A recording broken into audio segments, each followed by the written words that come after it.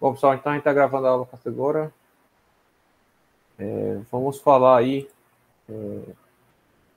Separei essa aula para a gente falar sobre os aspectos normativos das propriedades da madeira, né, do material estrutural madeira. Passei para vocês umas aulas gravadas, né, contendo a base, meio com a revisão do que a gente viu lá em materiais de construções, materiais de construção, perdão. E antes propriamente dito de falar sobre a propriedade da madeira, eu vou falar dois pontos. Tá? O primeiro aqui é sobre os produtos estruturais da madeira, né? Sobre o que seria o elemento estrutural da madeira, propriamente dito. Vamos falar aqui de forma bem resumida, não se preocupe, coisa de 5, 10 minutos.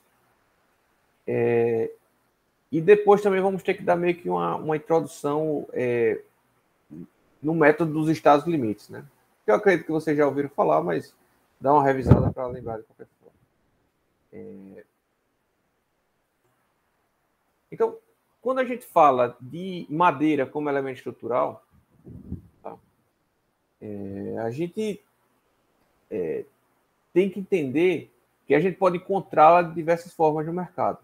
Né? Ou, na verdade, deveria ou poderia encontrar de diversas formas no mercado, vai depender do mercado ao qual você está inserido. Né? Aqui em Alagoas a gente fica mais limitado, é verdade. Mas aqui a gente está formando vocês para trabalhar no Brasil inteiro, que está para o mundo inteiro. Então, vamos tentar explorar aí as alternativas. Todas as alternativas. Então, a primeira opção seria a utilização da madeira como elemento estrutural, né, com madeira roliça.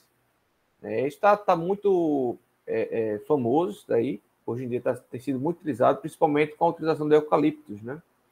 Então, como é o eucalipto aqui produzido, principalmente aqui em Alagoas, é muito fininho, né? A gente está falando de coisa de 20 centímetros de diâmetro no máximo. Então, você serrar ele, né, usar para fazer peças menores, às vezes se torna inviável, porque ele já é muito pequeno, né? Então, você não, a perda é muito grande. E aí tem sido muito comum, eu estou vendo cada vez mais a utilização de madeira roliça, né, que a gente chama, o tronco inteiro, né, como elemento estrutural. Inclusive, fui para o casamento do meu cunhado agora, queria ter umas fotos, mas esqueci de passar para o computador.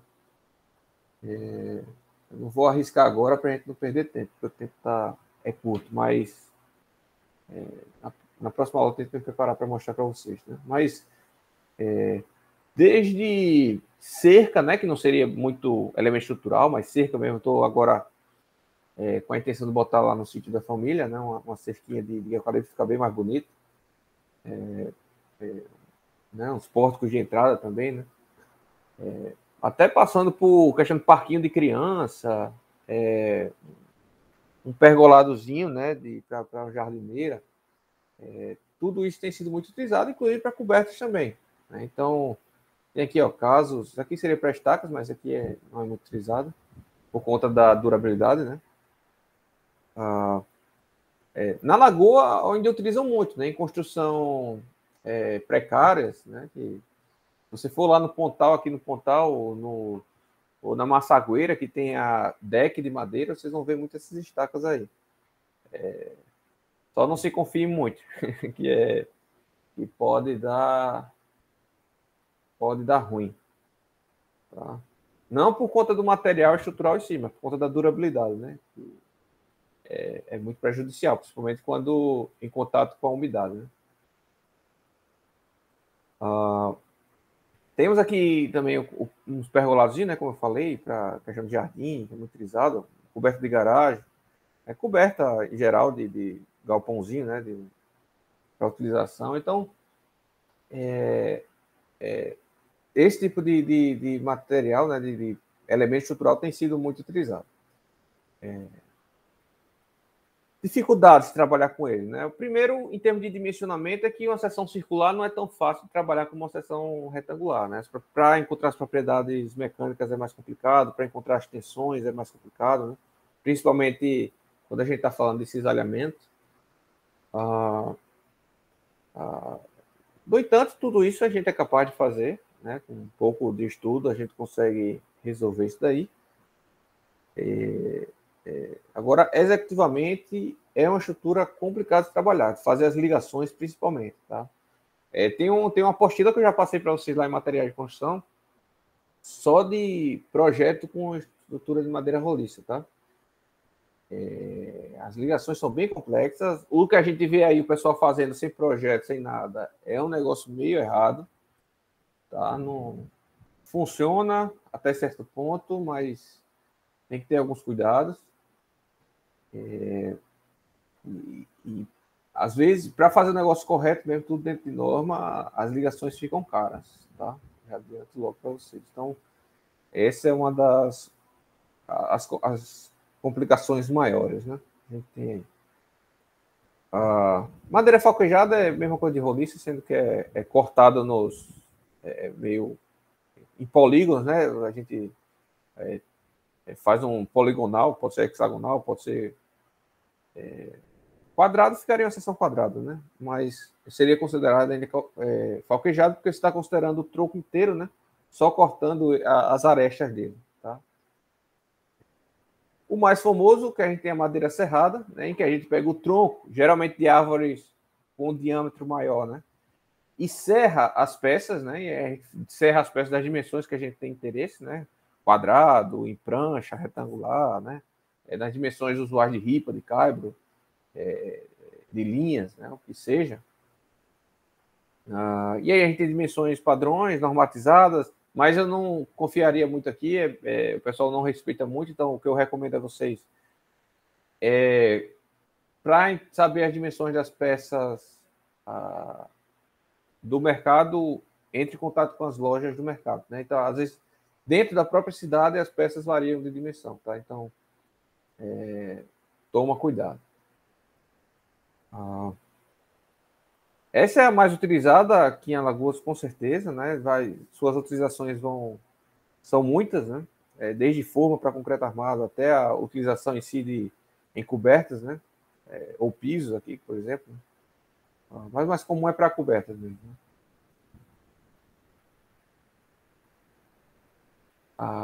Aí a gente tem um outro tipo aqui, né, que nunca vi uma obra aqui em Maceió, é raro no Brasil, são poucos escritórios e empresas que fazem projeto e execução desse tipo de madeira, né? Inclusive por falta de empresa que fabrique esse tipo de madeira, mas é a madeira laminada e colada, tá? Que a gente chama aqui, e basicamente essa madeira, você pega várias madeiras serradas, né? Várias lâminas de madeira serrada e colar, né? E formar uma peça maior. E aí, quando a gente forma uma peça na geometria que a gente quer e da dimensão que a gente quer, a gente vence uma das desvantagens da madeira, que é o limite da dimensão da peça, né?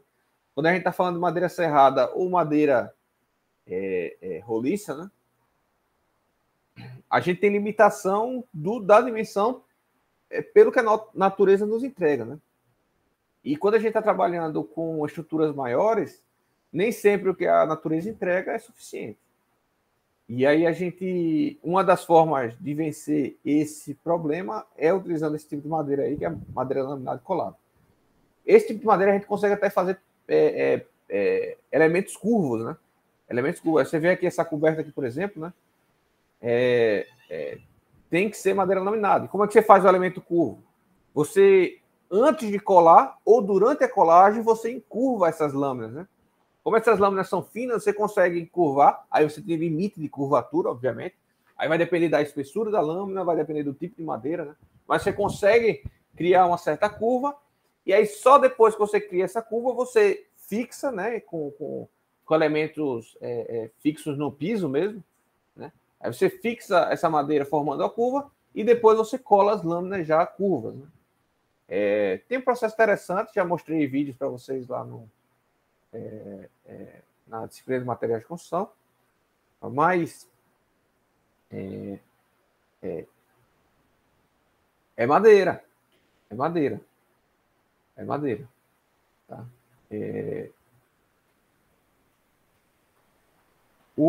Quando vocês Quando a gente fala, pessoal, eu vou até passar uma palestra para vocês que é bem interessante. Hoje em dia, a moda aí, eu acho que não, hoje em dia não, já faz tempo, na verdade, que disse, né, que a estrutura de madeira é o futuro, né? Já foi o passado e vai ser o futuro. No passado, era muita utilização de muita madeira por conta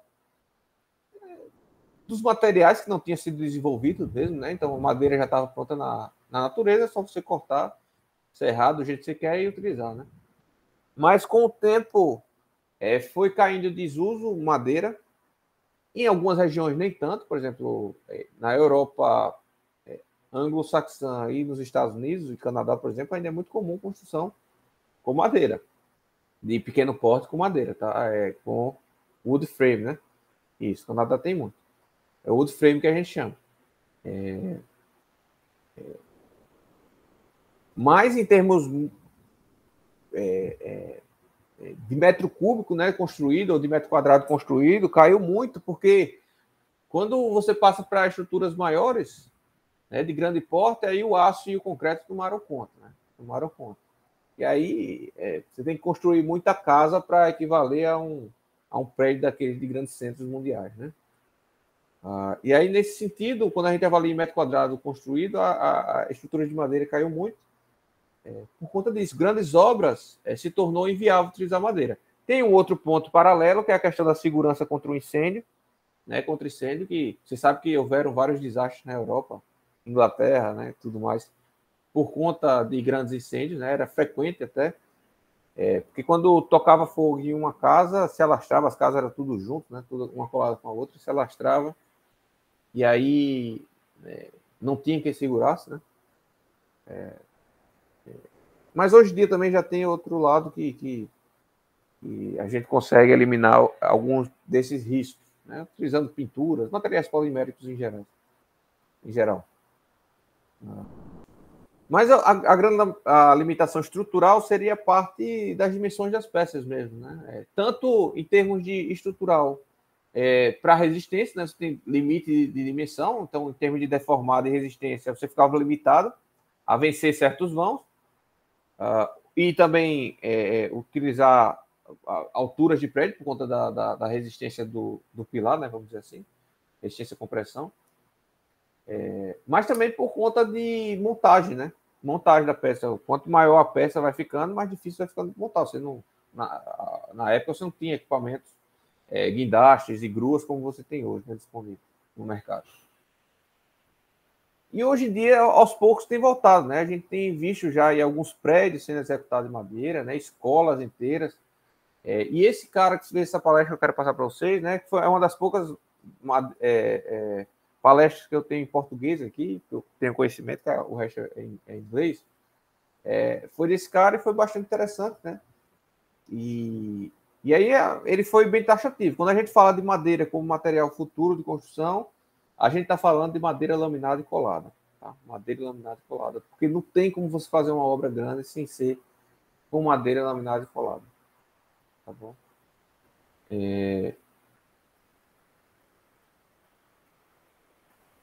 espero que vocês tenham entendido o que é a madeira laminada e colada. Né? Basicamente são lâminas de madeira serrada mesmo, que você cola. Óbvio que a gente chegou num ponto em que a gente consegue fabricar resinas, colas, melhores que a própria resina natural da madeira. Então, as colas que a gente utiliza aqui, entre as lâminas, é melhor do que a própria resina da madeira. Ou seja, a madeira vai romper em si antes, as fibras da madeira vão romper antes mesmo dessa ligação entre essas lâminas romper. Tá bom? Isso é o correto, né? Então, a gente faz testes para isso, né? A fábrica tem que fazer testes, e a ruptura não pode se dar entre as lâminas, né? A gente vai falar um pouco melhor depois, quando a gente for falar das resistências das peças, né, do dimensionamento, mas pontos críticos são a forma como você faz aqui essas emendas, né? Então você tem essa emenda dentada, essas emendas longitudinais, né? Você tem essa emenda de topo, que é a pior delas, tem essa emenda biselada também. Isso tudo influencia na resistência da peça, na consideração da resistência da peça como um todo. A gente vai comentar posteriormente com vocês. Ó, tudo madeira laminada, tá? A gente tem os painéis, né? A gente tem os painéis, a madeira composta, vamos dizer assim. Você tem o mais famoso, que a gente utiliza muito aqui no Brasil ainda, o painel compensado, né? E a gente utiliza muito para forma, né? Para concreto armado. Vale ressaltar isso. Apesar da gente ter outros tipos, a gente tem esse painel compensado também, que é com caibros, tá? Com sarrafos, na verdade. Mas são peças mais ou menos do tamanho de caibros. Tá? A gente tem essa laminada assim, só com 3 lâminas, ó, que seria com uma chapa, né, maior de fibra. A gente tem um laminado mais convencional, que é aquelas lâminas bem fininhas, né? Coladas umas sobre as outras, né? E esse produto é compensado porque justamente você bota uma lâmina numa direção, outra lâmina você coloca em outra, né? E aí você tem fibras nas duas direções, resistindo nas duas direções, aí você tem um elemento agora não só mais resistindo em uma direção da fibra, mas sim nas duas direções, né? Formando uma placa efetivamente. Né? Então, ainda é muito utilizado isso aqui. A gente tem vários tipos, né? A gente tem o plastificado, tem vários tipos de acabamento, plastificado, não plastificado. A gente tem com cola branca, que seria essa daqui que fica rosinha, né? A gente tem com cola resistente à umidade, né? E aí vocês vão ver, basicamente vocês vão ter esses dois tipos aí no mercado, né? Para forma de concreto armado, vocês vão saber aí, eu acho que vocês já sabem, na verdade, já pagaram tecnologia de construção, né? Que esse daqui vai durar mais, né? Vai dar um acabamento melhor do concreto e tudo mais, né? Porque ele é plastificado nas superfícies, né? Esse aqui vai durar menos, né? Acho que você vai perder um monte de placa já na primeira desforro. Né? Essa é a realidade. Não vamos falar aqui do processo produtivo, que é mais 500. Da mesma forma que a gente tem os painéis compensados, a gente tem também painéis reconstituídos, né? E a gente tem vários tipos. A gente tem o MDF, né, que é muito famoso para utilização em imóveis, né? Que basicamente Medium Density Fibers, né? Aqui, na mesma ideia, a gente tem alta densidade, ou seja, a diferença é o quanto você compacta, né? O material, obviamente, que quanto maior a densidade, mais compacto ele é, portanto, as propriedades mecânicas dele tendem a ser melhores, né? Quando a gente tem o F é porque é fibras, né? E quando a gente tem P é porque são partículas, tá? Ou seja, fibras são como imagine uma fibra, efetivamente, mas imagina como se fosse uma linhazinha, né? Cortada, e partículas são pedaços mesmo, né? Que a gente cola e junta. E a gente tem aglomerados que diferente de fibra, ele é triturado mesmo. Ele são pó, é quase que um pó aglomerado. Tá? Mas para construção mesmo, nenhum desses são muito utilizados. Tá? O que a gente poderia aproveitar aqui para construção, em termos estruturais, seria esse painel de partículas orientadas, né? Então, oriented strips, são nem partículas, né? São strips, como é a tradução de português? Porque são partículas, no final das contas, mas são partículas lamelares, tá bom? E aí eles ficam como se fossem várias...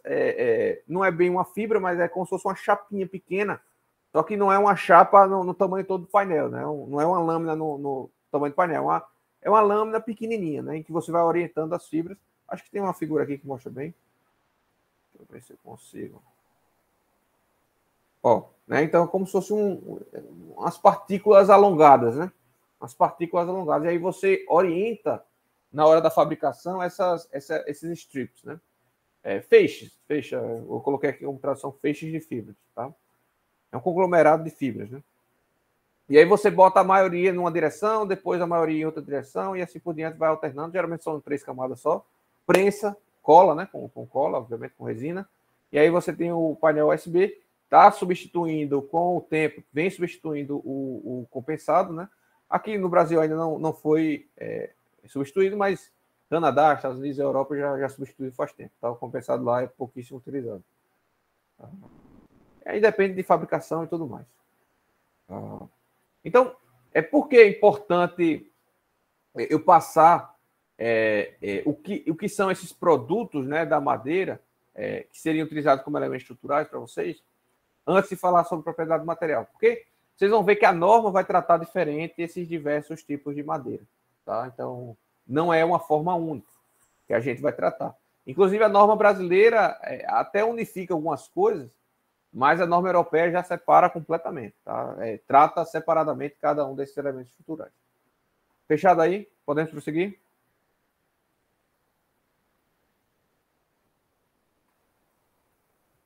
Sim. Beleza.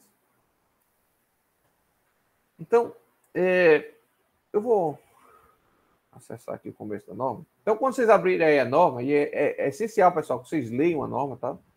Então, inclusive, eu vou dar aula aqui direto na norma, tá? Já para vocês irem se familiarizando.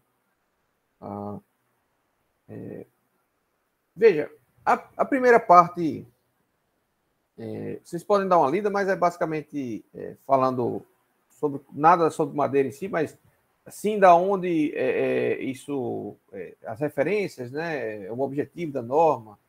Aí tem falando sobre o que é um projeto, efetivamente, né, o que é que tem que conter no memorial justificativo do projeto, memorial de cálculo, né? Os desenhos, como deve ser feito, mas de forma bem simplificada eu não vou estar entrando aqui, depois eu falo sobre algumas notações, eu vou estar passando aqui, eu vou focar mais na parte de propriedades materiais.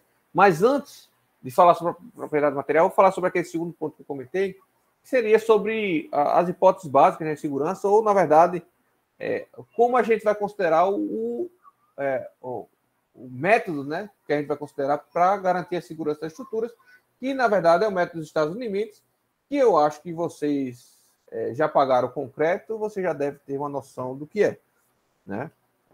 Alguém não pagou nenhuma outra disciplina de estrutura, nem aço, nem concreto? Está pagando agora, Jefferson. Já paguei concreto armado, professor. As duas. Isso. Beleza. Então, acho que a maioria já pagou, certo? Se não pagou, está pagando. A gente vai ver com mais calma. Vai ser justamente o material que eu vou gravar, tá? Para já para vocês, sobre esse método de Estados Limites. Mas eu vou, pelo menos, ter que ter uma noção aqui, porque as propriedades do material, no final das contas, está embutido dentro desse método, tá? Então, esse método, ele vai separar toda a verificação estrutural que a gente for fazer. A gente vai ter o lado da solicitação do nosso elemento estrutural, que seriam basicamente como está sendo solicitado esse meu elemento estrutural, quais esforços estão atuando nesse meu elemento estrutural. E quando falo de esforços, momento fletor, esforço normal de compressão, de tração, esforço cortante, torção, momento fletor, o que seja. Obviamente que esses esforços vão ser diretamente proporcionais às ações que estão aplicadas nessa estrutura. Por ações, a gente tem um leque amplo, mas a princípio vocês podem imaginar como as cargas, né? Então, obviamente que os esforços vão ser maiores, tão quantos forem maiores as cargas, né? Então, se eu aumentar a carga que eu estou aplicando na minha estrutura, os meus esforços tendem a ser maiores, portanto, a minha solicitação tende a ser maior, certo? Então, de um lado eu tenho a solicitação, do outro eu tenho a resistência do material, né? E no final das contas, o que eu vou estar fazendo é comparar um com o outro. Então, se eu tenho uma solicitação ao esforço normal, de compressão, eu vou ter que calcular aqui qual é a resistência à compressão desse elemento estrutural, né? E comparar. Enquanto a resistência estiver maior ou igual à solicitação, então minha estrutura está segura, tá? Agora, disso não tem nada a ver sobre o método de Estados Limites. Então, toda a segurança era comprovada assim, né? Sempre foi e sempre vai ser. A questão é que o método dos Estados Unidos vai trabalhar de forma semi-probabilística esses dois aspectos separadamente, em termos de materiais e em termos de resistência e em termos de solicitação. Tá? Além disso, o método dos Estados Limites define alguns limites, alguns estados em que a estrutura chegará ao seu limite, né? Então, não é um estado fixo, tá? A estrutura vai falhar, vamos dizer assim, vamos chamar agora assim, quando chegar no seu estado limite, né? proposto a ser verificado, né? E esse estado limite, a gente separa em estado limites úteis, tá? E estados limites de utilização ou de serviço, né? Vale ressaltar, só uma observação aqui, essa norma foi feita em 1997, tá? Antes mesmo de ter sido lançada a norma 8681 de ações de segurança e estrutura, né? Então, essa norma aqui, de ações de segurança, que preconiza como deve ser feito o método de estados limites, veio depois da norma de madeira. Então, a norma de madeira foi a primeira, dentre todas, a trazer o método de estados limites como garantia da segurança, né? Como método garantidor da segurança. E nesse sentido, como não existia ainda norma de ações de segurança, ela traz muita informação aqui, repetida que tem lá, né? Muito mais que as outras normas de aço e de concreto. Porém, por vezes, ela traz alguma nomenclatura diferente do que foi utilizada, né? Por exemplo, isso aqui. Então, lá, na norma de ações de segurança, é mais utilizado o estado limite de serviço, né? Aqui a gente está falando de utilização, mas é a mesma coisa, a mesma definição, né? Então, de forma rápida aqui, para não perder muito tempo, eu já estou ficando rouco, estou desacostumado. Rapidão.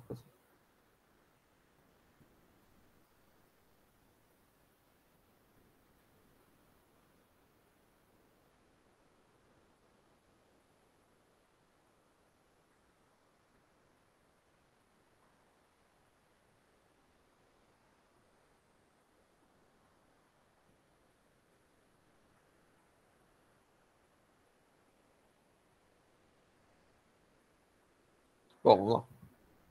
Foi meu irmão que falou, é estranho que ele mora na Europa, essa hora lá já deve estar mais meia-noite. Eu fiquei com medo aqui de ser alguma coisa urgente.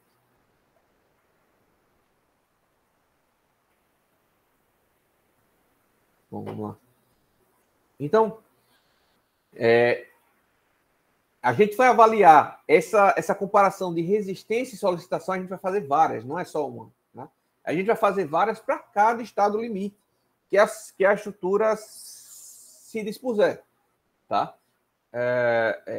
E aí, dependendo do tipo de estrutura, vai ter alguns estados limites e outros tipos de estruturas vão ter outros estados limites, tá? Mas, de forma geral, a gente vai separar em estados limites últimos e estados limites de serviço ou utilização. E qual é a diferença dos dois? De forma grosseira, depois a gente vai ver com mais calma isso daí, vai ver exemplos e tudo mais, mas, basicamente, estado limite último está diretamente relacionado à ruína, à ruptura da estrutura, ou seja, a segurança mesmo de vidas e tudo mais, né?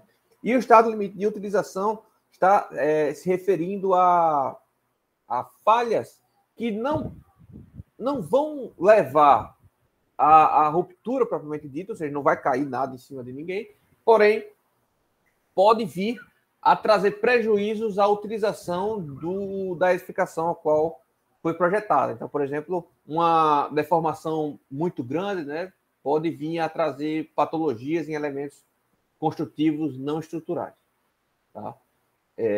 Só um exemplo, depois a gente vai trazer mais aqui, não se preocupe, pessoal, rapidamente para vocês entenderem o que são estados limites propriamente dito, né? Então, exemplo, estado limite o último, né? Perda de equilíbrio global parcial, ou seja, uma estrutura simplesmente tombar, né? Então, a estrutura caiu, rompeu, ruptura, certo? Essa letra B aqui é o que a gente vai trabalhar na maior parte do curso, na verdade, em todo o curso de dimensionamento que a gente vai fazer aqui é basicamente isso aqui, tá? Verificação se o elemento estrutural, né, se aquela viga, se aquele pilar vai romper, se o material vai romper propriamente dito, né? E por que a gente vai focar aqui? Porque os outros, né, esse primeiro, esse segundo também, que é a transformação da estrutura em sistema hipostático, eles são mais relacionados à análise estrutural, que, ao meu ver, né, que não é visto, mas ao meu ver, deveria ser visto lá em teoria de estruturas, né? Então, isso é uma coisa até que eu vou discutir eu quero criar uma comissão com os professores de estrutura para a gente discutir melhor, para a gente poder avançar esses tópicos aí na disciplina de teoria de estruturas, o que não é tão convencional, e nenhuma faculdade faz isso, mas eu queria fazer aqui com o IFAL, até porque a gente não tem que copiar ninguém, né? Se pode fazer melhor, vamos tentar fazer melhor. Mas, aí, questão de perda de equilíbrio e transformação do sistema hipostático, a gente está falando de sistema de contraventamento, né? Utilização de ligações rígidas ou não, tá? Formação de rótulas plásticas, e aí vai por... tudo...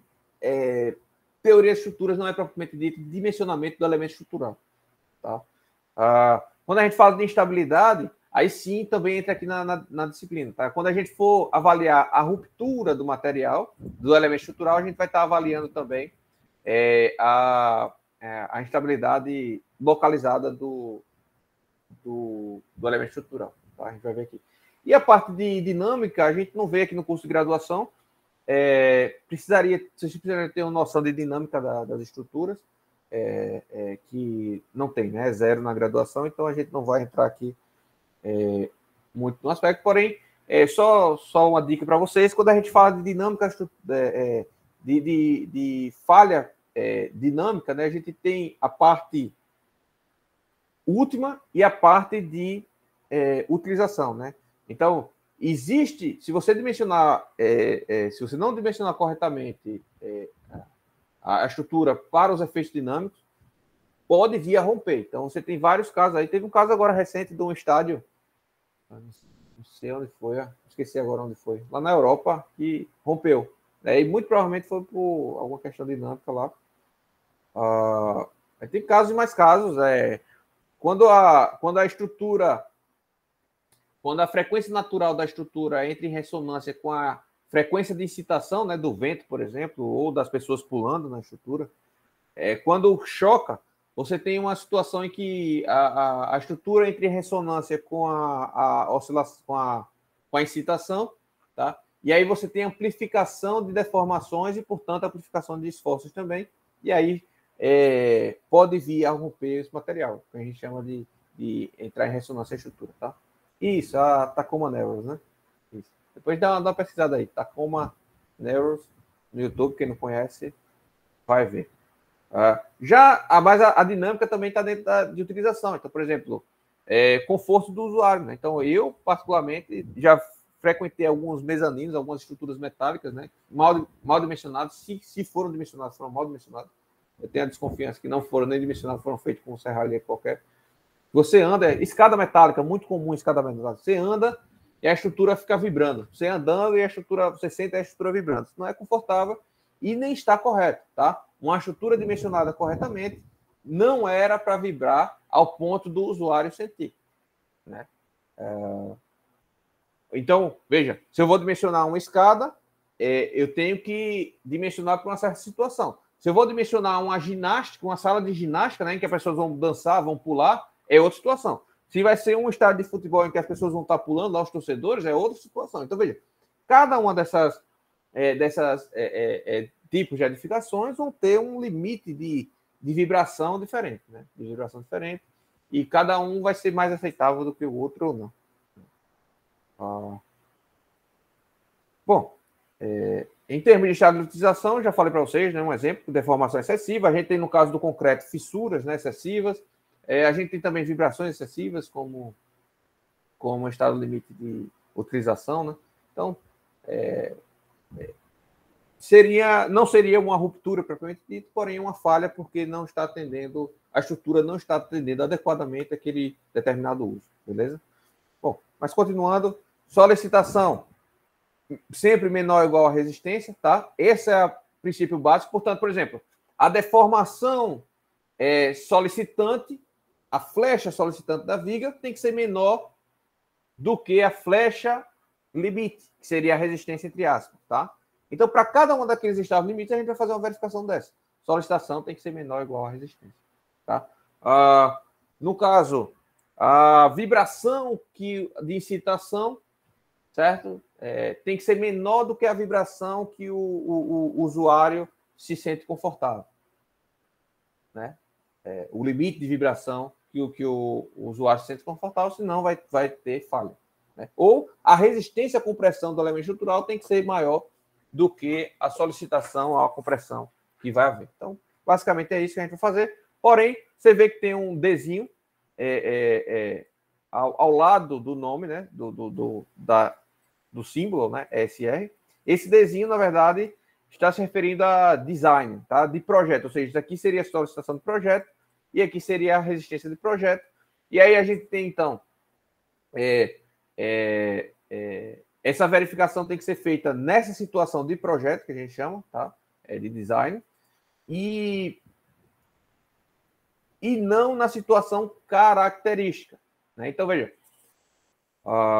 quando eu falei para vocês que esse método é um método sempre probabilístico, né, é porque tanto para o valor da resistência quanto para o valor da solicitação não são valores absolutos, né? Então, se você pegar um pedaço de madeira, não vai ter a mesma resistência de outro pedaço de madeira, às vezes dentro do mesmo tronco. Às vezes dentro do mesmo tronco, a mesma árvore, mas se você pegar, dependendo do ponto da seção transição que você pega, a resistência não é a mesma, né? Imagine numa floresta, imagine em diversos materiais, em diversos fornecedores diferentes. Portanto, a resistência de um elemento estrutural não é absoluto. Inclusive, vai haver variações por conta da forma como você faz o ensaio. Então, às vezes, o operador vai romper lá, vai utilizar a máquina, vai colocar uma velocidade maior, um pouco maior do que o outro, e aí o resultado vai dar diferente, tá? Às vezes, na hora de posicionar o corpo de prova ali, você posicionou um pouco diferente e o resultado vai dar diferente. Então, portanto, nem a resistência, nem a solicitação, as cargas que a gente vai aplicar na sua estrutura, são valores absolutos, tá? São valores constantes, são valores determinísticos, que a gente chama, né? Ou seja, são valores que sempre vão ser aqueles. Não é assim, né? Varia, a resistência varia. Inclusive, por exemplo, a resistência da madeira varia com a umidade, né? Então, se a umidade variar, a resistência também vai variar, tá? São exemplos, só para mostrar para vocês que os valores de resistência e solicitação variam. Então, como é que eu vou comparar solicitação e resistência? Qual resistência eu vou utilizar se as resistências variam? Portanto, o que a gente vai utilizar aí, tanto para a solicitação quanto para a resistência, são valores característicos, tá? E o que são esses valores característicos? São valores obtidos estatisticamente, né? Estatisticamente, a partir de vários resultados, né? Feitos com ensaios padronizados. Então, do lado da resistência, né? Qual a resistência característica de uma madeira do tipo jatobá, não sei o quê, né? Um tipo qualquer comercial. Então, foram rompidos 20 corpos de prova, 50 corpos de prova, 100 corpos de prova, de diversas florestas diferentes, né? E foi feita uma curva normal com essa resistência e pegou-se um determinado valor característico. Geralmente, o valor característico, né, de resistência está se referindo àquela com 5% de chance de ocorrer valores inferiores. Ou seja, eu vou até melhor desenhar, né? Eu acho que a maioria de vocês já ouviram falar disso, mas é bom a gente martelar em cima disso, porque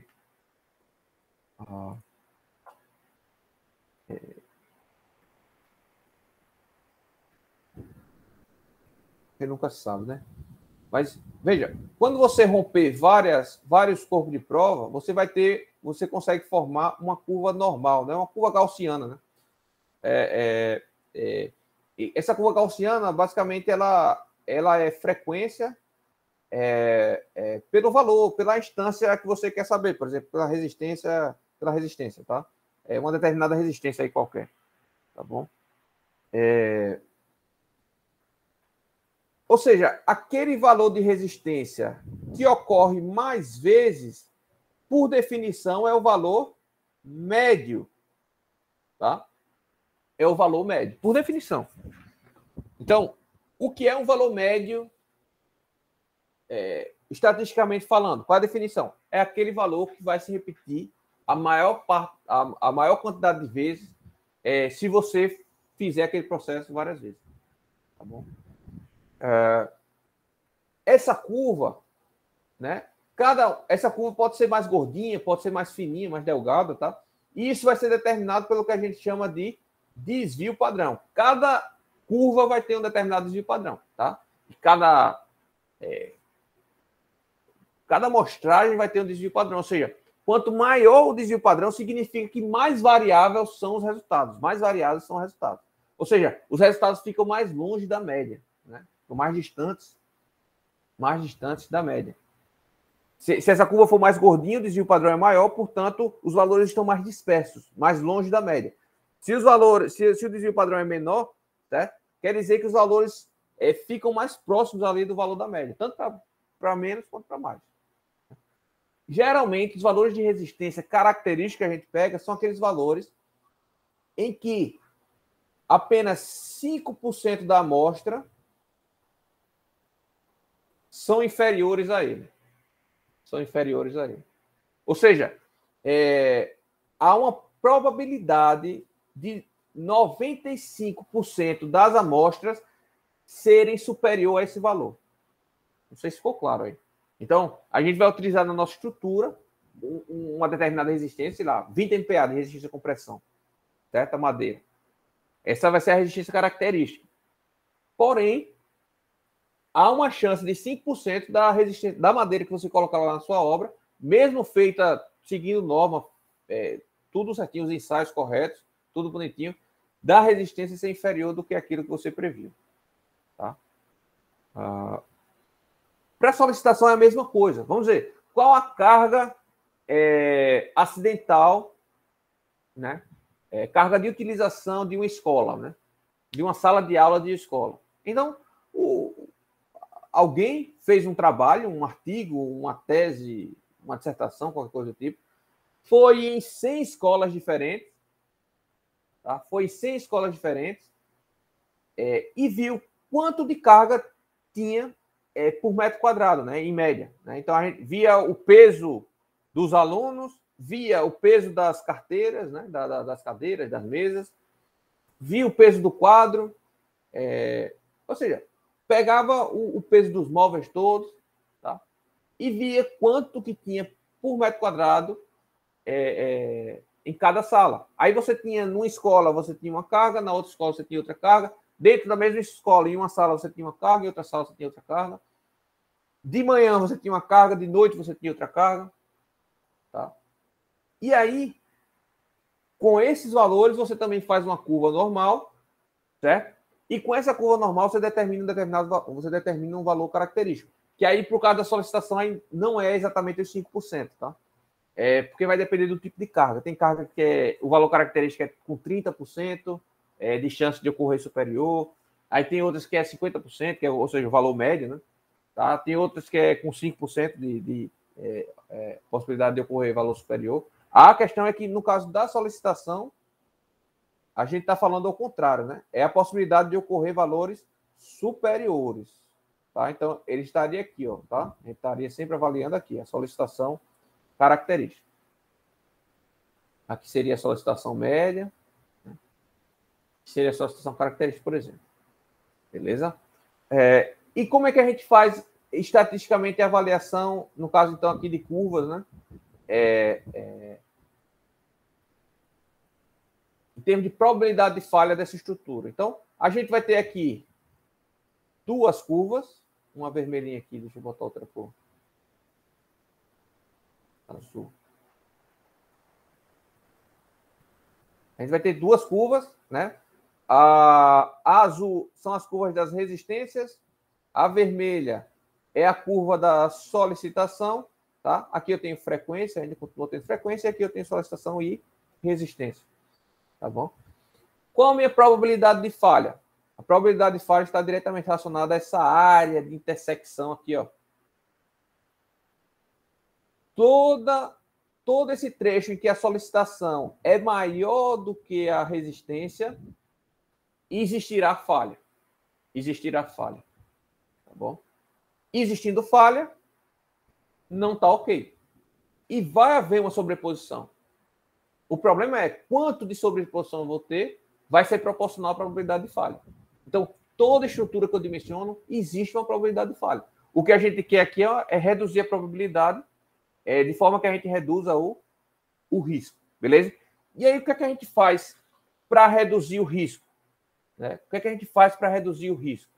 Veja, a gente tende a afastar essas duas curvas aqui. Como é que a gente faz isso? Utilizando coeficientes ponderadores. Tá? Ponderadores. E o que, é que a gente vai fazer quando utilizar os coeficientes ponderadores? A gente vai estar afastando um pouquinho para a esquerda a solicitação e a gente, ou seja, isso, deixa eu só ver aqui isso. E aumentando um pouquinho e arrastando um pouquinho para a direita a resistência, tá bom? De forma que essa área aqui, ó, diminua, tá? Essa área de sobreposição diminua. E aí, nesse sentido, você diminui a probabilidade de falha. E aí, aqui, eu tenho uma situação de verificação de valores característicos, que a gente vai chamar de K, e aqui a gente tem uma situação de projeto, tá? Então, a diferença do valor característico de projeto, de design, é que a gente vai dizer que, por exemplo, a solicitação de projeto será um determinado coeficiente, tá? Multiplicado pela solicitação característica, e no caso da resistência, a gente vai ter um certo coeficiente, uma certa resistência característica dividido por um certo coeficiente ponderador, tá? Ok. Dá dando para acompanhar, pessoal? Sim.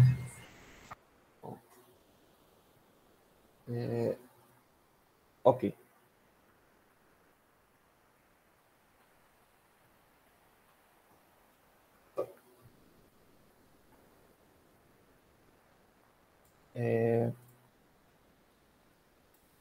Esquece um pouco as ações, eu não vou focar agora nas ações, as ações a gente vai ter aulas específicas para as ações, mas em termos de resistência, a gente tem aqui, olha, a resistência de projeto vai ser a resistência característica dividido pelo gama W, que é o coeficiente ponderador da madeira, né? O W, tudo que for madeira que a gente vai chamar de W, que é de wood, né? Em inglês. Muita coisa a gente, os índices geralmente a gente traz do inglês, tá, pessoal? Por isso que eu comento para vocês, até como forma de memorizar o porquê desse W. Eu acho que é interessante, para mim, pelo menos funciona, né? Porém, a gente ainda vai multiplicar por um K-mod, certo? Obviamente que a ideia aqui é que eu quero tentar reduzir essa minha resistência de projeto, né? Ou seja, a minha resistência de projeto tem que ser menor para ser mais seguro, né? Essa resistência de projeto é menor do que a resistência característica. De forma que esse gama W usualmente vai ser maior que 1, né? E esse K-mod usualmente é menor que 1, né? Então, eu estou reduzindo 2 vezes aqui no caso da madeira. Os outros elementos estruturais, concreto e aço, vocês vão ver que não tem esse K-mod. Esse K-mod é específico da madeira. E por que tem esse K-mod para madeira? Porque a madeira é um bicho estranho, né? Desde materiais de construção que eu falo com vocês. Madeira é um elemento estrutural com muita variabilidade, ou seja, essas curvas gaussianas são extremamente gordinhas, certo? E elas não... elas têm muitas variáveis principais, tá? Elas têm vários fatores principais que influenciam essa variabilidade, vamos dizer assim melhor, né? Dentre eles, e aí vem as propriedades da madeira que vocês teriam que ter assistido às aulas gravadas para entender, estão as principais, que é o quê? A teor de umidade da madeira influencia muito nas propriedades dela, beleza? Temperatura também influencia nas propriedades mecânicas da madeira. E o tempo que a carga é aplicada também influencia muito na propriedade da madeira. Como assim, professor? Se eu romper a uma velocidade de, sei lá, 5 metros por segundo, essa madeira, eu vou ter, por exemplo, uma resistência superior a se eu romper com 20, a uma velocidade de 20 metros por segundo. Tá? Ou seja, se eu romper bem devagarzinho, se eu for aplicando a carga bem devagarzinho, as resistências tendem a diminuir. E a rigidez também, tá? Do material. A rigidez do material também. Ou seja, as deformações, se você aplicar as cargas bem lentamente, as deformações tendem a ser maiores. Conseguiram entender, pessoal, isso aí? Esses fatores principais? Então, esse CAMOD vai estar... Esse CAMOD vai estar diretamente relacionado a esses fatores que eu falei para vocês. Umidade e temperatura e durabilidade da carga. Certo? Tem um outro fator que seria a qualidade da madeira, porque a madeira também, outro fator preponderante que eu acabei esquecendo de falar, é a quantidade de defeitos que a madeira possui. Você tem defeitos naturais, que são, por exemplo, nós, que a gente encontra na madeira, geralmente onde sai o tronco, forma um nozinho.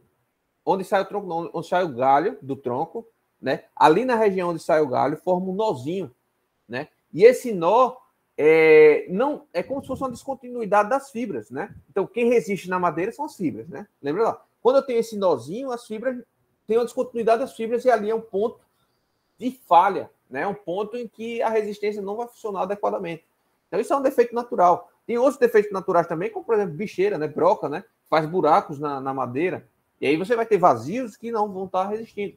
E você tem também defeitos de fabricação, né? Problemas de secagem, por exemplo, aberturas de fissuras, empenamentos, né, da madeira, que são problemas de fabricação, de secagem, né? de beneficiamento da madeira. Né? E isso também vai estar dentro desse CAMOD. Beleza? Olha, pessoal, se você entende isso, o que é que influencia esse CAMOD? Né? Fica fácil de entender o resto, porque o resto é tabelinha. Tá? O resto é tabelinha. Esse gama W aqui, ele também é um coeficiente que trata dessa variabilidade, né? Porém, é uma variabilidade que a gente já tenta controlar esses outros fatores. Né? Então, por exemplo, quando a gente vai rodar um ensaio no laboratório, a gente não vai fazer um ensaio com uma amostra que tem um nó lá, ou que esteja empenado. A gente vai fazer o ensaio numa amostra, já que a gente verificou que está tudo certinho. Né? Também a gente vai fazer essa verificação da resistência com a umidade controlada. Tá? A gente vai saber qual a umidade que a gente fez esse ensaio. E, portanto, esse gama W seria a variabilidade da madeira já sem a variabilidade das propriedades mecânicas da madeira sem essas interferências outras que podem existir na obra. Tá? E por isso que serão dois valores distintos que a gente vai trabalhar, o gama W e o CAMOD. Beleza? E ambos estarão ponderando a resistência para baixo, tá? Vai diminuir a resistência. Lembra disso. Ok. Aí tem um capítulo que fala de ações, que a gente vai falar posteriormente. Né? E agora sim a gente vai entrar na propriedade material, já consumimos metade da nossa aula, né? Falei, lembrar. Tudo aqui é falando sobre ações.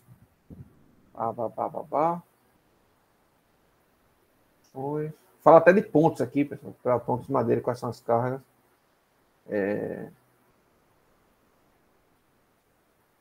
Tá. É só antes de continuar. Já ia esquecendo. Como a velocidade que é aplicada à carga, presta atenção, como a velocidade que é aplicada à carga influencia nas propriedades mecânicas da madeira, a gente precisa saber se a determinada carga que vai estar atuando na madeira é de longa duração, curta duração, né, permanente, tá, de duração instantânea, ou seja, a gente vai separar a classe do carregamento a depender da velocidade que a gente faz essa aplicação de carga. Tá bom? Então, permanente é uma carga que vai estar atuando ao longo de toda a vida útil da edificação. Por exemplo, o peso próprio. Né? O peso próprio vai estar atuando sempre naquela estrutura. Né? Longa duração seria uma carga aqui aplicada com mais de 6 meses. Né? Então, se a gente aplicar uma carga e durar mais de 6 meses ali, aquela carga, aquela intensidade aplicada, ela deve ser considerada com longa duração. Né? Média duração seria... Isso aqui é ordem de grandeza, tá, pessoal? É ordem de grandeza. Durou 5 meses e meio. Pessoal, eu consideraria de longa duração, certo? Mas aí vai de cada um. É uma ordem de grandeza. Ô, professor. Pode dizer.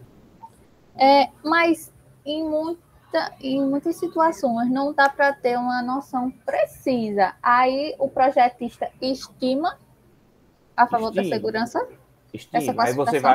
Aí você vai considerar que ela vai durar mais tempo do que efetivamente é. Por exemplo, carga de neve, né? Que a gente não tem problemas aqui, graças a Deus, com neve, mas vamos supor esse caso que é bem. Eu tenho esse exemplo na cabeça, né? Que eu já ia falar, inclusive, para vocês. Nevou lá.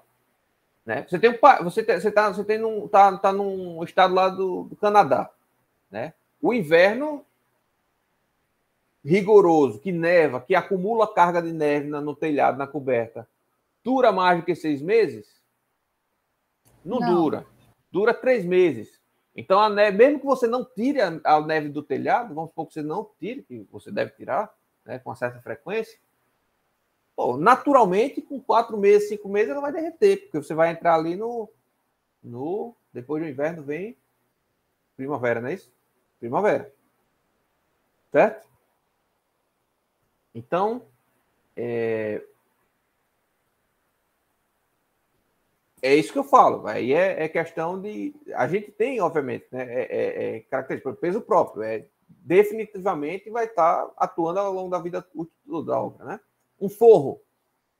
Também, ao longo de toda a vida útil da obra. O cara pode ser que venha tirar o forro um dia ou outro, mas vai estar atuando mais de 6 meses, com certeza. Períodos com mais longa duração. Não, justamente, né? Porque aqui no país, as estruturas que eu já vi, a utilização desse material, normalmente é a vida útil da construção, o tempo de serviço. Isso. Agora, por exemplo, o vento. Vento é duração instantânea. O vento vai vir a rajada de vento e a rajada já sai. Carga de manutenção em telhado. Não, é curta duração no máximo. Né? Vai ter ali uma equipe de pessoal trabalhando uma semana para trocar as telhas, para fazer manutenção no máximo. Poderia considerar curta duração. Eu poderia considerar instantâneo? Poderia também. Por que não? Mas aí vai. Eu hoje consideraria curta duração. Né? Aí você me pergunta, mas quando eu fizer a combinação de carregamentos, vai estar atuando lá a carga de manutenção, mais o peso próprio, mais mais o forro, mais o vento. Vai estar atuando tudo junto. Qual é que eu vou considerar? Aquele que for mais preponderante. Então, a norma brasileira não fala propriamente disso, mas a norma britânica fala. Então, por exemplo, aqui tem a mesma coisa. A mesma separação aqui, ó. Carga estava até, por coincidência, estava na mesma página. Carga permanente, de longa duração, de média, de curta e de instantânea. Certo?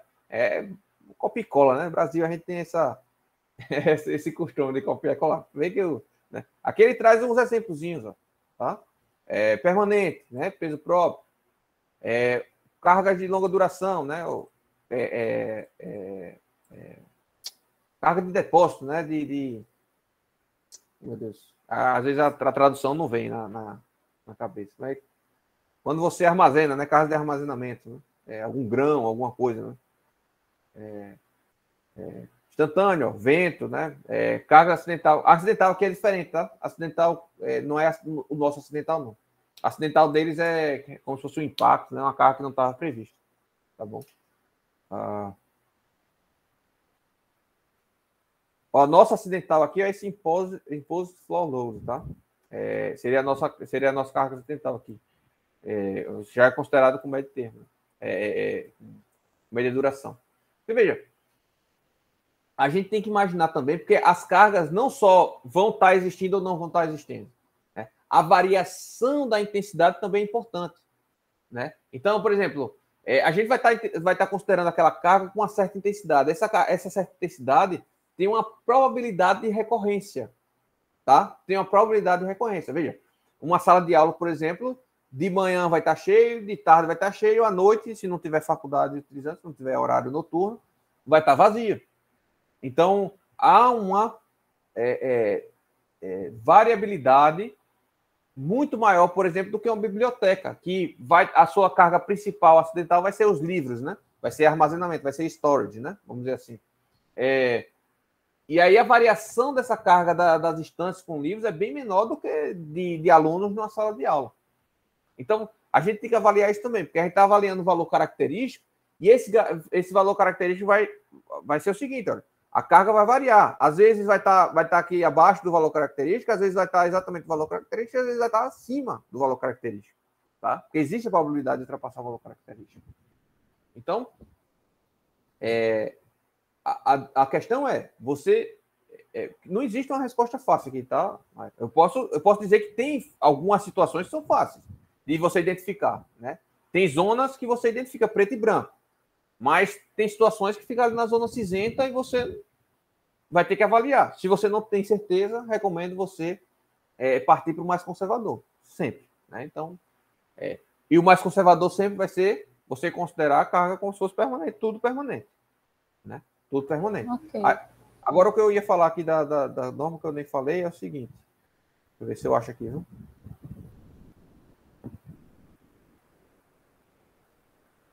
Ô, professor, tem algum coeficiente que entra nessa classificação?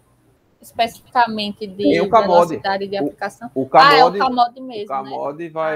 vai variar conforme a carga que o tempo de É carga porque tem 3, né? Entra 3 CAMODs, né? Isso.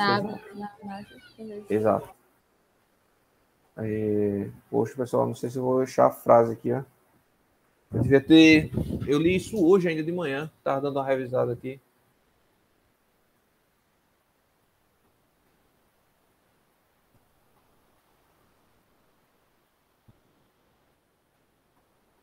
Eu vou ficar devendo. Mas em algum lugar aqui da norma, ele fala assim: se na combinação vai variar, vai ter carga permanente, de longa duração, permanente, de instantânea. Você vai considerar aquela que for mais significativa, certo? Você vai considerar naquela combinação de carregamentos, né, quando você juntar vento com carga permanente e tudo mais, se o vento for preponderante, aí na hora do cálculo do dimensionamento, você vai considerar o CAMOD considerando carga instantânea. Basicamente é isso. Então, você vai ter que avaliar qual é o mais preponderante ali naquela combinação, tá? Naquela situação. Depois eu acho e passo para vocês, tá? Não vou perder tempo aqui. Ok. Perdão.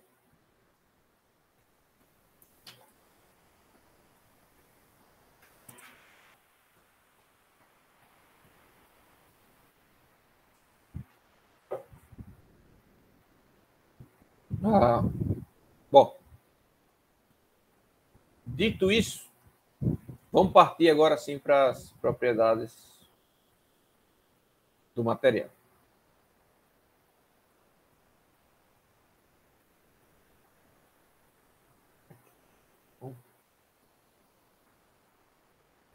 Então, agora sim é o foco da nossa aula. E vocês vão ver, pessoal, que tudo que tem lá nas aulas gravadas, que eu falei de forma abrangente e sem especificidade nenhuma, né?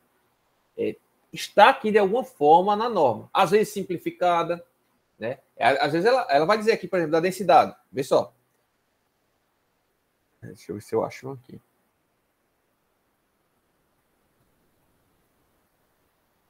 Não é aqui nesse ponto.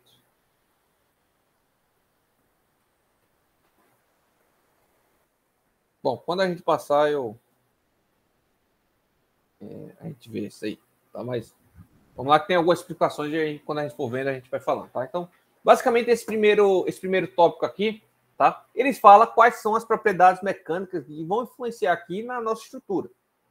Tá? E aí, quando a gente fala de propriedades mecânicas, a gente fala de resistência e de rigidez. Tá? São as principais propriedades que a gente vai avaliar aqui. As resistências estarão relacionadas com a ruptura do material, certo? E a rigidez, que seria avaliada a partir do módulo de elasticidade, estaria relacionada com a deformabilidade da estrutura. Quanto menor o módulo de elasticidade, mais deformável é a nossa estrutura. Quanto maior o módulo de elasticidade, ela é mais rígida, é mais difícil de se deformar. Tá? Então, basicamente é isso. E aí, ele aqui traz a situação da madeira, né? Que é um dos primeiros pontos que eu trago lá para vocês na aula gravada, que é aquela particularidade da madeira que dela ser um material ortotrópico, né? E se ela sendo um material ortotrópico, e aí a gente vê aqui, ó, A propriedade da madeira são condicionadas por sua estrutura anatômica, portanto, a direção das fibras, né? Ou seja, varia a depender se aquela propriedade mecânica vai estar na direção da fibra ou não. Tá? E aí distingue-se os valores correspondentes à tração, né, da compressão, ou seja, os valores de resistência, tração e de compressão não são os mesmos, né, porque os modos de ruptura são diferentes. Então, eu falo lá também na aula, acredito eu. Veja, na tração, quando você tracionar uma peça de madeira, a fibra tem que romper, certo? Para a madeira romper. No caso da compressão, quando você comprime, o que rompe é a resina, tá? Uma fibra se afasta da outra. E aí você tem a ruptura, a compressão, tá? Não é que a fibra vai romper na compressão. Até porque se você pegar uma fibra solta e for comprimir, ela simplesmente vai dobrar, né? O que vai acontecer é que quando você comprimir, vai haver uma tendência de expulsão lateral das fibras, né? E o que vai romper é a resina que liga lateralmente essas fibras. Beleza? Então, a resistência à tração não é a mesma da resistência à compressão. Assim como a resistência à tração na direção das fibras é diferente da resistência à tração na direção oposta ou ortogonal às fibras, né? Então, quando a gente for avaliar propriedades da madeira, né, a gente tem valores característicos e ensaios específicos para cada um tipo de resistência e também por causa da rigidez também. Beleza? E esses ensaios estão todos em anexos, como fazer, né? Esses ensaios. Inclusive, na proposta de revisão da norma, havia uma proposta justamente de separar essas normas, né? Tem a norma de projeto, tem a norma de ensaio, de cada um dos ensaios separados, né? Mas não está em vigor ainda, o que está em vigor é essa, que já está junto aqui com essa norma. Então, tem lá no anexo B, tem todos os ensaios como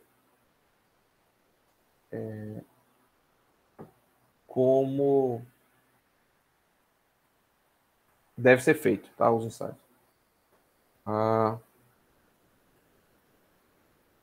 Ok. E aí, ele fala ainda que essas propriedades variam com a umidade que a madeira vai estar solicitada, vamos dizer assim, né? Vai estar no ambiente que a madeira vai estar. Ô, professor, essa parte da umidade, eu não estou lembrada se tem algum coeficiente que entra, mas não é os CAMOD, né? Ou entra no CAMOD? CAMOD, a umidade vai estar equilibrada pelo CAMOD também. Certo. Tá. Obrigada. Sobre densidade, também comento lá, a gente tem algumas densidades específicas, né? Tem várias densidades. Você tem a densidade básica, você tem a densidade aparente e você tem a densidade real, que nem é tratada aqui na norma, a densidade real, tá? Mas basicamente a densidade real é a densidade, efetivamente, é a massa seca, né? Ou seja, só das fibras, a massa só das fibras, ou no caso quando eu falo fibra, tá? Considere que também serve para as coníferas, né? Que a gente sabe que não é fibra nas coníferas, mas aqui a gente vai considerar tudo como fibra, beleza? Então, basicamente, a densidade real seria a massa das fibras, ou seja, seco, só dos sólidos mesmo, dividido pelo volume dos sólidos. Mas o volume dos sólidos é impossível de você obter, tá? Impossível não sei se é impossível, mas você teria que eliminar os vazios de dentro da madeira, né? Você teria que compactar de alguma forma, que eu não sei como é que seria isso. De qualquer forma, esse valor de densidade é bem constante, essa densidade real é bem constante. Talvez varie com a espécie, né, da madeira, mas em termos absolutos de cada madeira, ela é bem constante, tá? O que varia mesmo é a quantidade de vazios, né, em cada tipo de árvore, né, em cada tipo de árvore. E aí algumas árvores vão ter um índice de vazios maior, outros menor, e aí por isso que a densidade aparente e básica varia. Então, o que seria a densidade básica? Seria a massa seca dividido pelo volume saturado, ou seja, seria a menor massa, ou seja, só a massa dos sólidos, né? Quando você pega massa seca, é o quê? Você tirou toda a água dos vazios da madeira. Então, portanto, só tem sólido ali, né? Não tem mais água. Você só tem as únicas partículas de água que você tem, H2O, é o que está dentro da molécula do sólido, né? Que essa você não tem como tirar. Se você tirar essa água, o sólido se desintegra, tá? Então, quando a gente fala de densidade básica, é a massa seca, né? Só dos sólidos, dividido pelo volume da madeira saturada. Por quê? Porque a gente sabe que quando a gente encharca a madeira, a partir de um certo ponto, ela tem uma expansão, né? Ela varia de volume com a umidade, né? Essa é uma também das particularidades da madeira. E, nesse sentido, a gente vai dividir a menor massa possível da madeira, só dos sólidos, pelo maior volume dela, e a gente tem a densidade básica. E a gente tem a densidade aparente, que seria a massa sobre volume em uma determinada umidade, teor de umidade. Usualmente seria no teor de umidade padrão, que é os 12%, né? Então, tudo que for padronizado aqui, valores, vai estar relacionado a valores de 12% de umidade na madeira, tá bom? E a gente vai corrigir esse teor de umidade justamente pelo Cabot, tá bom?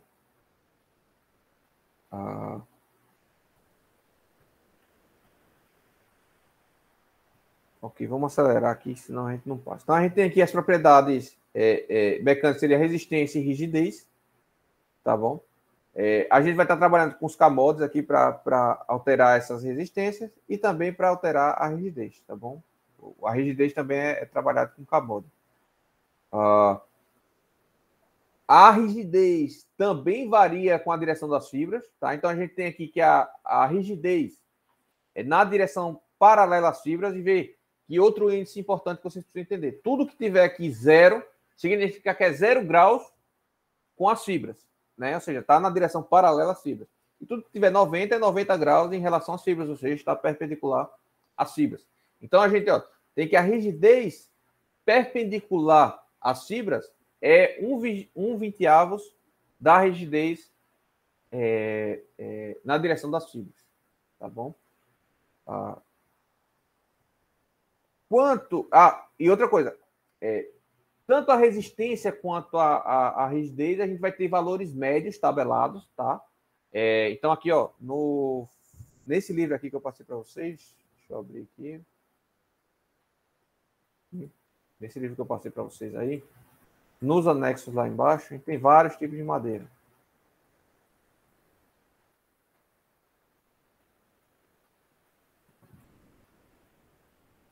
Isso eu acho que... Aqui, ó. Vários tipos de madeira aqui, ó.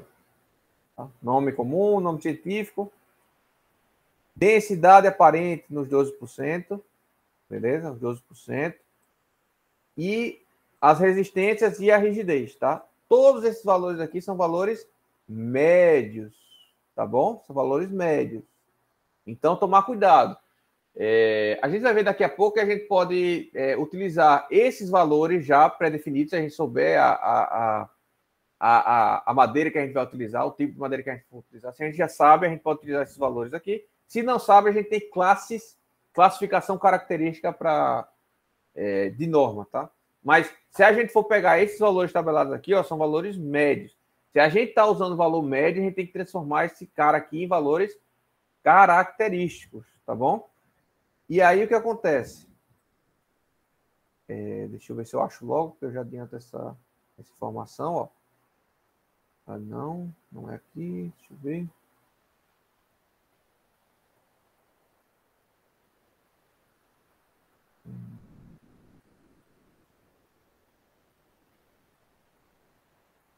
Beleza.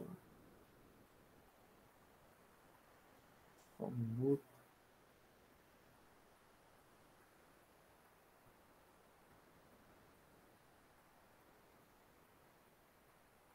Não tem na norma, é no livro que tem isso aí, ó.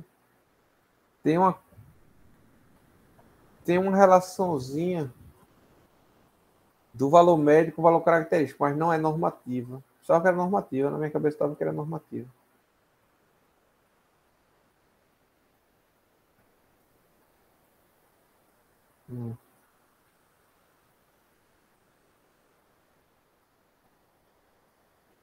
Interessante.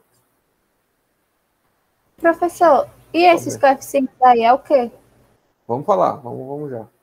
Esse daqui é entre uma resistência e outra. Vamos falar já sobre. Mas eu não achei aqui da... Bom, mas eu vou mostrar lá no livro, então. Vou mostrar aqui no livro. Então, não é normativo, tá? Mas aí você pode olhar no livro aqui. Esse é o valor médio, tá? Deixa eu... Logo no primeiro capítulo. Primeiros capítulos aqui tem como relacionar isso aí. Vou mostrar porque...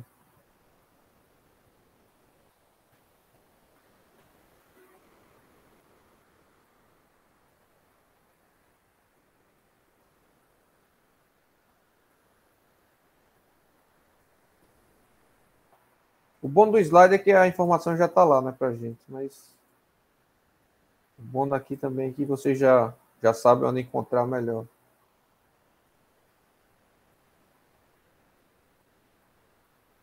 Aqui, ó. Então, ó. É da... ó, não é da norma brasileira, não. É dessa norma aqui americana, tá? Então, realmente não tem na NBR. Então, bem, você pode utilizar aquela tabela e essa tabelinha aqui, porém, não está normatizado, tá, pessoal? Não seria normatizado isso aqui. Porque acontece? Você pode ter um coeficiente de variação diferente para cada tipo de árvore também, né? Não é constante.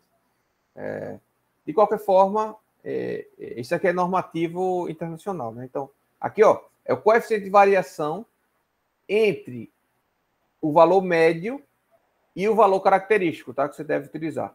Então, por exemplo, você já tem aqui a relação e você pode utilizar essa relação. Então, se você tem um valor médio, tá? Você pode pegar e dividir o valor médio por 0,79 da resistência à flexão para você ter o valor característico, tá? Para o módulo de elasticidade, você pode pegar o valor médio e dividir por 0,64 e aí você vai obter o valor... Perdão, vai multiplicar por 0,64 e aí você vai ter o valor característico, tá? Que é menor. O valor característico é sempre menor do que o valor médio, tá? Pode destacar isso. Então, essa daqui é a relação ó, entre o valor característico, aí depende se é a resistência de compressão, se é a resistência de isolamento, e o valor médio, beleza? Ó, você vê que, por exemplo, a resistência à compressão tem uma maior variabilidade, né, de valores, ou seja, vai ter uma curva normal mais gordinha, né? Uma curva gaussiana mais gordinha do que, por exemplo, a resistência à tração, beleza? A flexão aqui, no caso. Isso aqui é a resistência à flexão, é a resistência à tração na flexão, tá bom? Então, isso aqui é resistência à compressão normal assível, né? Perpendicular assível. Bom, então tem essas correlações aí que vocês podem fazer, porém não está na norma brasileira. Tá? Ok. Mas vamos continuar aqui.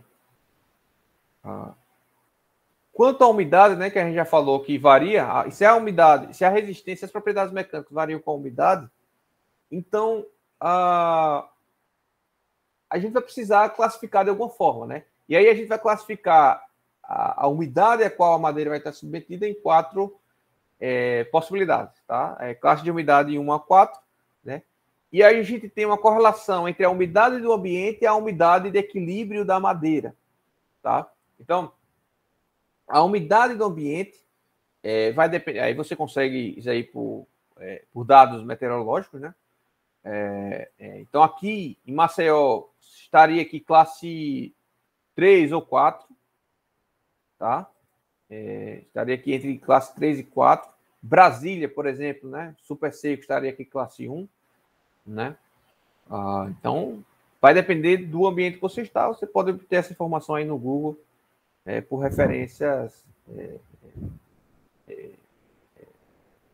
históricas, né? Que você tem aí. E aí o que acontece? Ó? Se a sua umidade relativa do ambiente, né, é menor do que 65%, por exemplo, em Brasília, uma cidade bem seca, né, você pode admitir que a umidade de equilíbrio da madeira vai estar em 12%. Portanto, você vai considerar que a madeira, mesmo que não tenha tratamento superficial, vai chegar no máximo a uma umidade de 12%.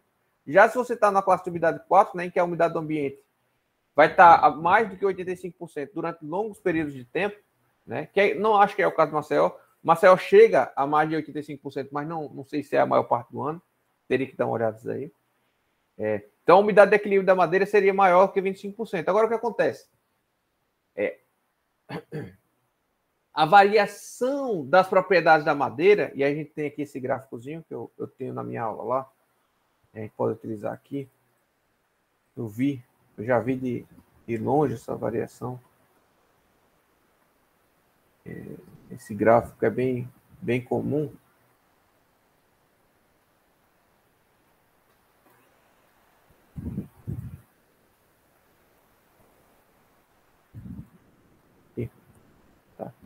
A partir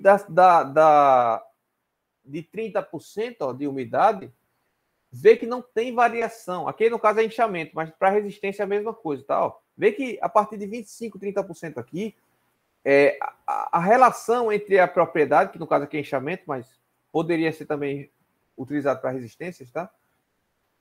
Não varia, fica constante. Tá? Então, ela varia de 0 a 20 a 30 graus, a 30%. Tá? Depois disso, não varia mais. Então, por isso que ali é classe, a gente só precisa classificar até 25%. Né? Acima de 25% não vai ter influência. Perfeito? Então, aqui. Acima disso não vai variar as propriedades mecânicas. Beleza? Então, basicamente é isso. Aqui varia. Então, com certeza, a resistência de uma mesma madeira vai estar maior nesse ambiente do que nesse ambiente aqui. Tá maior e significativamente maior. A gente vai ver isso aí. Então, a primeira coisa que você precisa definir é o ambiente que sua madeira, que a sua estrutura de madeira vai estar sendo executada, né? Isso vai depender da cidade, da região que você vai executar aí. Aqui em Maceió, eu considero sempre 4. Entendeu? Apesar de que eu achar mais correto 3. Mas a diferença também de 3 para 4 é nada, vocês vão ver que nem varia. A maioria das tabelas é o mesmo valor para 3 e 4.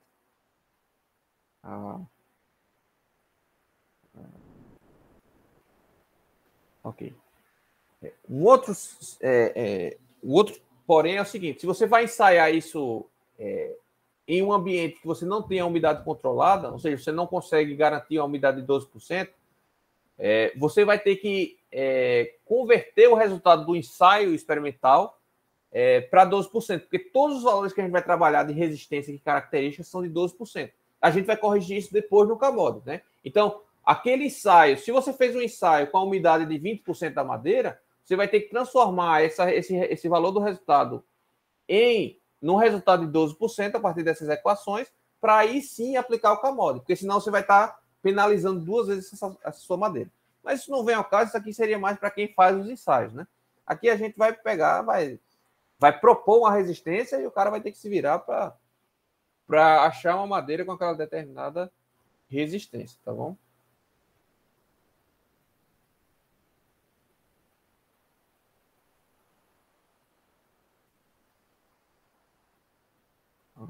Lá, 7h30 já. Ok.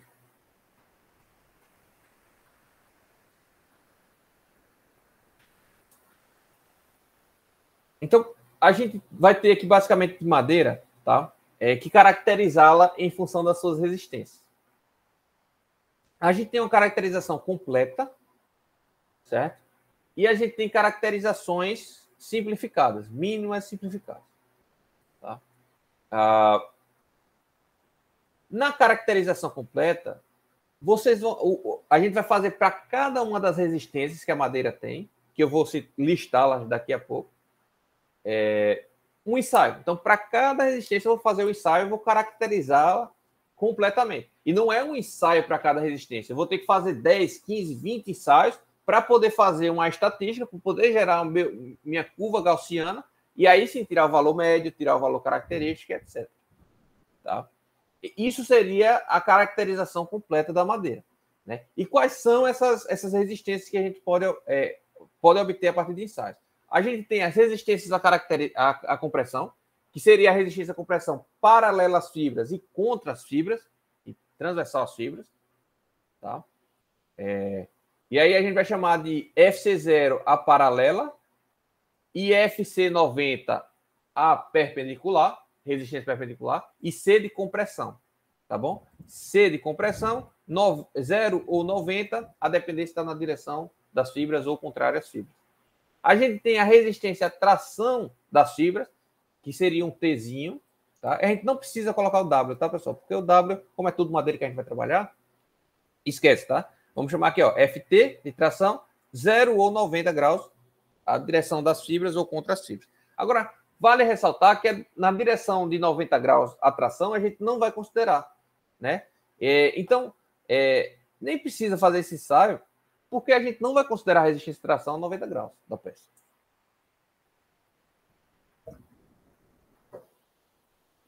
Mas isso é uma das simplificações, tá? Aí, na completa, a gente tem também aqui a resistência de 90 graus, tá? Tanto da compressão quanto da tração. Só um destaque que a resistência à tração da peça, no caso, na direção das fibras, ela pode ser obtida por um ensaio de tração direta, que é difícil de fazer, ou pelo ensaio de flexão, tá? Por isso que lá tem aquela resistência à flexão, mas é resistência à tração na flexão, tá bom? Geralmente é um ensaio mais fácil de fazer. A gente tem também a resistência ao cisalhamento na direção das fibras, tá bom? E a gente tem o que a gente chama de resistência ao embutimento, tá? Que é uma resistência específica quando você tem um certo recorte na madeira, tá? Mas nós não vamos entrar muito nesse aspecto. Só que aí você tem o que a gente chama de caracterização mínima da madeira, né? Porque, veja, esses ensaios, né, de compressão, de tração, de não sei o quê, vocês só vão fazer se a espécie for desconhecida, se aquela espécie de madeira for desconhecida. Se você vai utilizar, por exemplo, um jatobá, já foi extensamente avaliado isso daí. Né? Aqueles valores lá tabelados que a gente obteve, da tabela lá do livro, né, que eu mostrei para vocês agora, ali são valores consolidados já, aquelas madeiras são conhecidas, né? Agora, se você vai trabalhar com madeira desconhecida, aí você vai ter que fazer os ensaios. Essas são as caracterizações completas, né, que eu falei agora para vocês, mas a gente pode fazer também a caracterização simplificada, caso a gente não consiga fazer todos os ensaios. Seria basicamente a resistência à compressão na direção das fibras, paralela, a resistência à tração também paralela às fibras, e resistência a cisalhamento paralela às fibras, além da densidade básica e densidade aparente. Tá? E aí o que acontece? Se a gente tem esses valores aqui, a gente consegue estimar os demais a partir dessas correlações. Tá? Então, veja, se eu tenho quem é a resistência à compressão na direção das fibras, né, eu multiplico por 0,25 para obter a resistência na direção perpendicular às fibras. Tá? Então, por isso que a gente consegue fazer ensaios simplificados, né? Menos ensaios. Porque a gente tem correlações já também bem clássicas, vamos dizer assim. Tá? Então, essas correlações a gente utiliza muito, né? Porque, inclusive, ó, nessa tabelinha aqui, que eu mostrei para vocês, né? Ele só tem algumas. Só tem a caracterização mínima, geralmente, né? Não tem todas. Nessa, ok. Ele só tem aqui o FC, isso aqui é 0 graus, tá? Tudo paralelo às fibras, aqui, ó. Perdão, isso aqui é normal às fibras, tração normal às fibras. Mas compressão, tração e cisalhamento, isso aqui é tudo paralelo às fibras. Ou seja, nessa tabelinha aqui eu peguei os valores na direção das fibras, eu posso convertê-los, né? Achar o valor aproximado na direção normal das fibras a partir dessas correlações aqui. A partir dessas correlações. Beleza?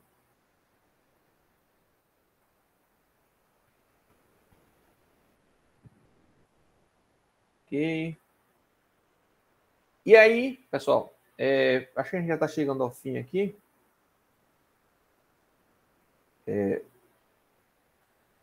Isso. Bom.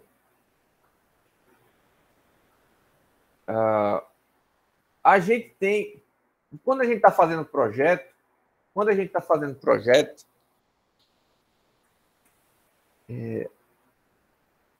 usualmente, se coloca no lugar do projetista agora, usualmente você não sabe qual a madeira que o seu cliente vai comprar. E também não é de bom tom você exigir uma madeira específica, porque talvez aquela madeira específica não esteja disponível no momento que ele vai comprar, né? Então, o que é usual quando você trabalha com madeira? Pelo menos para mim, né? O que é que eu faço usualmente? A não ser que eu tenha um contato muito próximo com o construtor, e aí a gente já define, ele já liga para a madeireira antes para ver se tem disponível, se vai ter, se não vai ter. É possível, tá? Mas se eu não tenho essas informações, por exemplo, uma licitação, estou fazendo um projeto para um órgão público, eu não sei nem quem vai construir, né? Então, o que a gente vai fazer é determinar, impor uma classe de madeira, tá? Uma classe de resistência para a madeira. E aí, por exemplo, a norma separa para as coníferas, né, 3 classes de madeira, né? Madeiras da classe C20, C25 e C30. Tá? O que é que isso significa?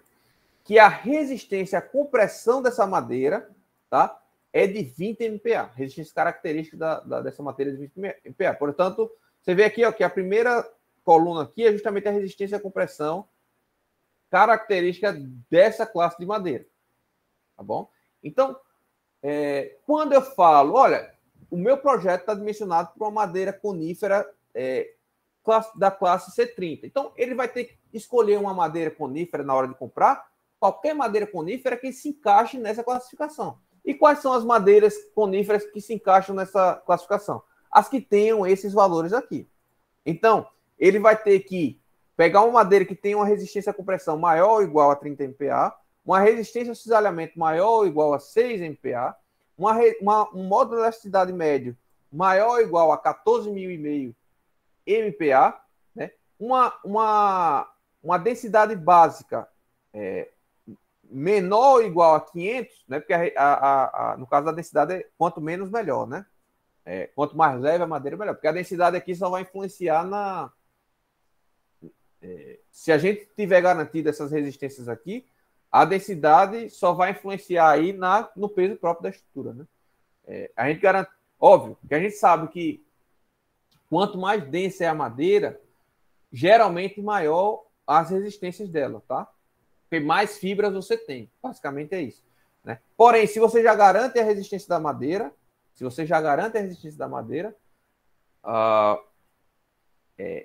quanto menor a densidade, melhor. Então, se a madeira, determinado espécime que ele achar no mercado, atender a isso daqui, então pode utilizar. Então, veja, se você, agora olhando pelo lado do construtor, se põe no lugar do construtor, você tem que ter esse conhecimento. Porque no projeto vai ter o seguinte, olha, classe da madeira adotada no projeto, C30. Aí o que você vai ter que fazer como construtor? Essa é a única obrigação do projetista. Botar a classe da madeira. Alguns colocam essa tabelinha para ajudar, mas aí qual é a obrigação do gerente da obra, do responsável pela obra? Olhar aqui na norma quais são as propriedades mecânicas relacionadas a essa classe da madeira, certo? E ver no mercado quais espécies de árvore, de madeira você tem, né? De origem da madeira você tem. Eu tenho jatobá, eu tenho... No caso aqui seria conífera, né? Eu tenho o pinho do Pará, eu tenho a outra madeira ali. Essas madeiras que você tem disponível no mercado atendem a essa classificação? Não. Então eu vou ter que buscar no mercado mais distante, em outra cidade, em outro estado, talvez? Não tem. Aí, ó, pessoal da projetista, não existe essa madeira aqui próximo de mim. Vai ficar inviável pegar outro tipo de madeira. Vai ficar inviável pegar esse tipo de madeira aqui, porque não encontro na região. Aí cabe ao projetista, né, corrigir isso. Então, o projetista, na hora de fazer o projeto, tem que avaliar quais são as madeiras usuais daquela região. Por exemplo, aqui em Alagoas, o mais comum são dicotiledôneas, tá? Para você encontrar em grande quantidade. Você vai encontrar o que? Fácil aqui. Angelim, jatobá, maçaranduba, é mais difícil, mas encontra também, certo? São essas as mais usuais. E essas madeiras, por exemplo, estão usualmente na classe C60, no mínimo C40. São madeiras muito duras, muito resistentes, tá? E aí, Eu vou fazer meu projeto com C40, com C60, vou dizer, olha, se vira aí, construtor, para decidir qual madeira você vai usar. Pode usar qualquer uma. Sei lá, o Massaranduba é mais resistente do que Angelim, tá? Mas ambas são maiores do que 60 MPa. Eu dimensionei para 60 MPa, então você pode utilizar a mais barata que você encontrar entre as duas. Tá? Deu para entender, pessoal, a ideia aí? Deu sim. Deu para entender. Agora, o meu cliente é meu parceiro. Já fiz 20 projetos com ele. Aí eu chego para ele, ó, bicho, procura aí com teus fornecedores quais são as madeiras mais baratas, mais em contas, e aqui que encontra com certeza. Aí vai dizer, ó, essa madeira, essa madeira, essa madeira. E aí eu já faço o estudo pro cara, olha, eu nem uso esses valores. Se for madeiras conhecidas, eu uso valores lá médios daquela tabela e faço a conversão para valores característicos. É uma possibilidade. Aí eu vou utilizar ali, ó, peças menores, né? E, ou seja, eu vou tentar economizar o máximo para o meu cliente. Então, aí vai depender da situação ali que você for trabalhar, tá? Mas aí você tem essas duas possibilidades. Lembrando que se você trabalhar com aqueles valores tabelados, você não está dentro da norma brasileira, mas está baseado na norma americana, né?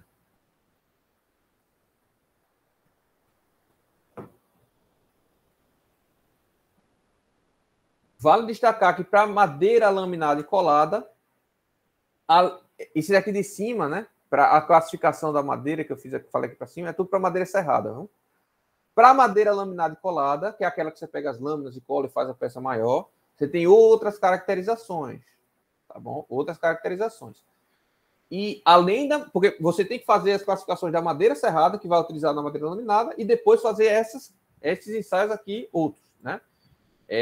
Que seria basicamente para avaliar se o cisalhamento entre as lâminas está adequado, né? Se a tração entre as lâminas está adequado, tá? E se a resistência das emendas que eu falei para vocês, né? Que pode ser biseladas, pode ser dentadas, eu não sei se eu fechei aqui. Só voltando aqui na figura para vocês lembrarem.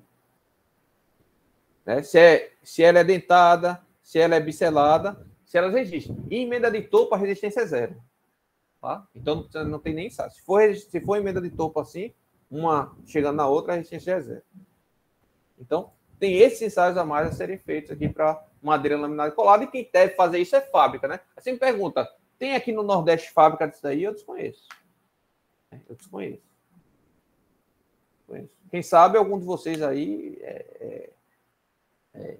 tem cacife aí para investir e tentar implementar, né? Sabendo que tem que ir aplicando a cultura no mercado aos poucos, né? E aí vai ter... É difícil você criar novo mercado, apesar de que se você criar, você vai estar à frente e você vai ser referência, né? Então, é uma escolha aí de vocês. Então, aqui a gente tem o valor médio, né? Aí tem a resistência, aí tem o valor característico inferior, que é aquele que eu falei para vocês, né? Dos 5% de probabilidade de não ser atingido esse valor. E você tem o valor superior, que é 5% de probabilidade de ser ultrapassado. Tá? Lá na curva, né? Você tem aqui, esse aqui seria o RK inferior, beleza? Esse aqui você tem o RK superior, certo? A diferença é essa, vocês estão nas duas extremidades da curva, tá bom? Em termos de resistência, geralmente é o inferior, tá? Geralmente é o inferior. Ok. XD, né? A resistência de cálculo vai ser o K-mod vezes a característica dividido pelo gama W. Ok. E aí ele fala sobre o K-mod. Tá? Então vamos falar sobre o K-mod. O K-mod você vai ter 3 valores de K-mod e o K-mod final resultante vai ser a multiplicação de cada um desses K-mods. Tá? Então, a gente tem o K-mod 1, 2 e 3. Cada um varia com uma determinada influência que eu comentei anterior. Tempo de carregamento, duração do carregamento, umidade, temperatura e qualidade da madeira, né? Falhas, possibilidade de falhas na madeira. Vamos lá. Tem as tabelinhas aqui, eu vou logo A própria tabela já é autoexplicativa. Né? Então, K-mod 1 depende da classe do carregamento, ou seja, da duração do carregamento, e depende do tipo da madeira. Certo? Depende do tipo da madeira. Se a madeira é serrada, laminada e colada ou compensada, e eu espero que nesse momento vocês já entendam, né, essa classificação. A gente falou agora no começo, falou lá em materiais de construção e falou agora também. Acredito que vocês possam ter ouvido falar também em algumas delas na disciplina de tecnologia da construção. Né? Então, esses seriam os K-mods 1. Certo? Percebam que quanto mais lenta é o carregamento, menor é o K-mod, portanto, mais penalizado será a sua resistência. Tá? Então, é o que eu falei. Quanto mais lento é o carregamento é aplicado, menor é a resistência dele. Tá? Vê que se for instantâneo, a resistência você aumenta. É maior que 1. Por isso que eu disse que usualmente o K-mod é menor. Tá? Mas pode ser que em alguns casos seja até maior que 1. Tá? Para madeira recomposta, seria o quê? Seria o MDF, o aglomerado, o OSB, né? Seriam aqui esses outros coeficientes. Fechado aí, pessoal? Então, o K-mod 1 varia com o quê? Com o tipo de madeira, o tipo de produto, o elemento estrutural da madeira e com o tempo de duração do carregamento. Fechado? O K-mod 2 depende da umidade, da classe de umidade e depende do tipo de madeira. Perfeito? Então, a classe de umidade de 1 e 2 tem valores unitários, ou seja, você não precisa ponderar. Classes de umidade 3 e 4, que foi o que eu falei para vocês que eu uso aqui para Maceió, 0,8, 0,9, vai depender do tipo de madeira, do mesmo forma do K-mod 1. Perfeito? E o K-mod 3, professor? O K-mod 3 não tem tabela, tem aqui falando, ó. Vê. Ó. Vamos ler aqui o que é que está falando sobre o K-mod 3, tá? O coeficiente parcial de modificação K-mod 3 leve em conta se a madeira é de primeira ou de segunda categoria. Tá bom? O que é uma madeira de primeira ou uma madeira de segunda categoria? É justamente a presença de defeitos ou não na madeira. Se a madeira for ausente de defeitos, ou seja, empenamento, nós, bicheira, né, broco, então, fendilhamentos, né, fissuras, então é uma madeira de primeira categoria. Uma madeira de segunda categoria é uma madeira que vai apresentar algum defeito. Certo? E aí, no caso de madeiras de primeira categoria, o K-mod 3 é igual a 1. Por quê? A ausência de madeira, a ausência de defeitos vai garantir que eu consiga utilizar o máximo de resistência daquela madeira. Se a madeira for de segunda categoria, vai ser 0,8. Aí você me pergunta, professor, como é que eu vou saber, na hora de fazer o projeto, qual tipo de madeira é? Não sabe. Você vai adotar o quê? K-mod 3 igual a 0,8, segunda categoria. Não tem outra opção. Você não sabe qual madeira. Nem na hora de comprar você sabe. Você só sabe a qualidade da madeira quando chegar na obra que você fizer as inspeções. Né? Que vocês devem fazer as inspeções, visuais pelo menos, para identificar algum defeito. Né? Então, eu, no meu projeto, eu utilizo tudo 0,8. Né? Utilizo tudo 0,8. Agora, o que acontece? Deu algum outro problema na obra, ou sei lá, você vai utilizar aquela obra para alguma outra coisa que não foi o projetado. Vai acrescentar mais carga do que era para ser. Já está lá executada. Então, poxa, vou lá, faço uma inspeção na estrutura, vejo se aquela madeira está de primeira ou segunda qualidade. Se ela está de primeira qualidade, eu posso chegar, na hora de refazer meus cálculos, dar essa colher de chá. Né? Então, ao invés de usar 0,8 na hora da verificação da nova solicitação, eu já utilizo 1. Então, a gente pode estar utilizando assim essa situação. Tá? A condição de madeira de primeira categoria somente pode ser admitida em todas as peças estruturais, se todas as peças estruturais forem classificadas como isentas de defeitos. Todos aqueles defeitos que eu falei para vocês. Por meio do método visual normalizado, ou seja, tem norma para isso, é nessa mesma norma, no anexo, tá? E também submetido a uma classificação mecânica que garanta a homogeneidade da rigidez das peças que compõem o lote da madeira. Ou seja, para também ser considerado primeira categoria, você vai ter que fazer os ensaios. tá? Não dá para pegar aqui de valores de referência. Você vai precisar garantir com valores ensaiados, tá?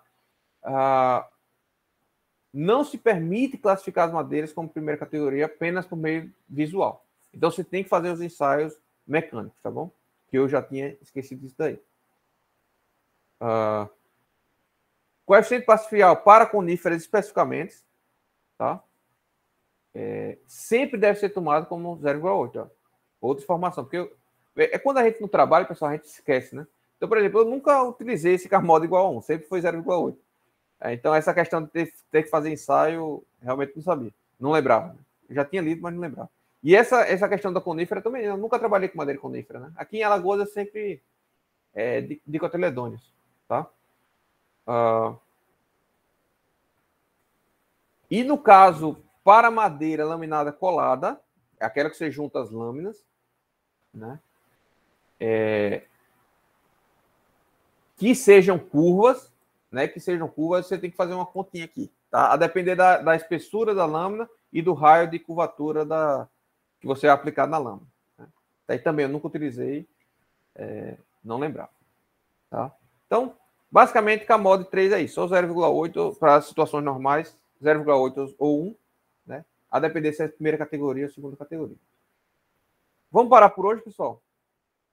Faltam algumas coisas aqui, mas na aula que vem a gente complementa. Na verdade, falta pouco. Vamos terminar aqui, pessoal? Segura aí 5 minutos. Nesses 5 minutos eu consigo terminar. Então, e sem pressa. Então, o Carmod, que era a maior parte, a gente já viu. Os gamas W, né? Então, o gama W varia apenas com o tipo de solicitação que está sendo aplicado. Se é com pressão paralela às fibras, o gama W vai ser 1,4. Tá? Se é tração paralela às fibras, é 1,8. Tá? Se é cisalhamento paralelo às fibras, é 1,8 também. Beleza? Isso para estado limite útil. Tá? Para estado limite de utilização do serviço, o gama W é 1. Tá? Você não pondera isso aí. Ok? Isso aqui é para transformar pela variação de umidade, né? Que eu já tinha comentado anteriormente com vocês. A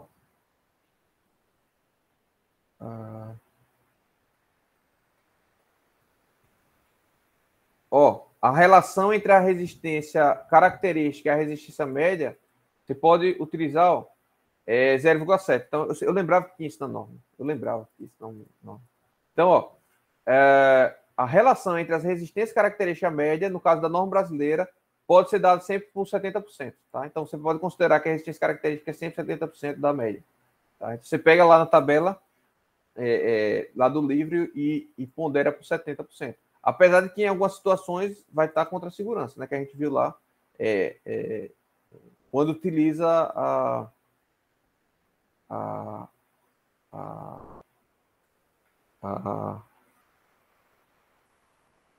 a norma americana, né?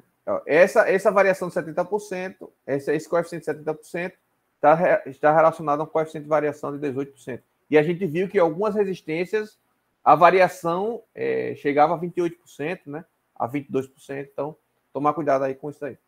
Tá? Eu utilizaria o que seria mais desfavorável, né? Ou essa norma ou a norma americana. Tá? Eu sabia que tinha isso na norma, só que não estava lembrado onde era. Então, a correlação entre característico, qualquer uma que seja, e médio, aplicar um fator de 70%. Se você fez os ensaios, se você fizer os ensaios, tá? Você vai ter lá N corpo de prova. A forma de você encontrar o valor característico é utilizando essa equação aqui, ó, tá? Você vai pegar os valores, você vai listar os valores do menor para o maior. O menor valor vai ser o F1, o maior valor vai ser o FN, da resistência, né, que eu falo. E aí você vai somar até o valor da metade da amostra, tá? Então, você fez 50 corpos de prova, você vai somar até o 24º, tá? Aqui, valor. E vai fazer uma média ponderada. Isso aqui é a média ponderada. Né? Você está somando os menores valores até o 24º e dividindo pela quantidade, né? Até por 24. Vai multiplicar esse valor por 2 e vai subtrair pelo valor médio, né? O valor que vai estar da amostra 25, né? Que é o valor médio, vai ser o valor médio, já que você listou por intensidade, né? Então você vai multiplicar por 2 e subtrair pelo valor médio e vai multiplicar por 1,1 e aí você tem o valor característico. Se vocês quiserem não entenderem essa equação aqui, na próxima aula a gente faz um exemplo aqui, tá? Agora que não vai dar tempo.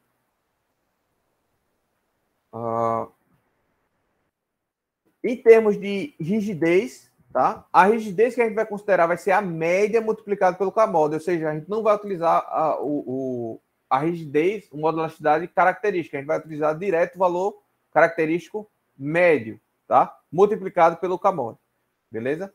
Esse daqui é o modo de elasticidade transversal, tá? Que vai ser o modo de elasticidade longitudinal dividido por 20, a gente já viu isso também. E é isso. Tá, pessoal? E aí a gente terminou a parte de propriedade dos materiais, faltando fazer um exemplo disso aqui, se vocês quiserem que eu faça, mas isso aqui não está muito relacionado com o projeto. Quem vai dimensionar uma estrutura não faz isso, tá, pessoal?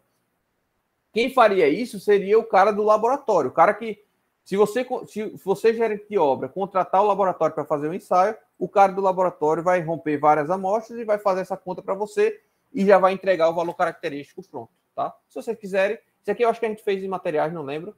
Se vocês quiserem, a gente faz, tá? Não tem problema não. Isso aqui é muito comum para madeira, para concreto, é bem semelhante a essa equação, tá? Mas 8 horas aí, fechamos aí no limite, né? Acho que a maioria de vocês tem aula agora também.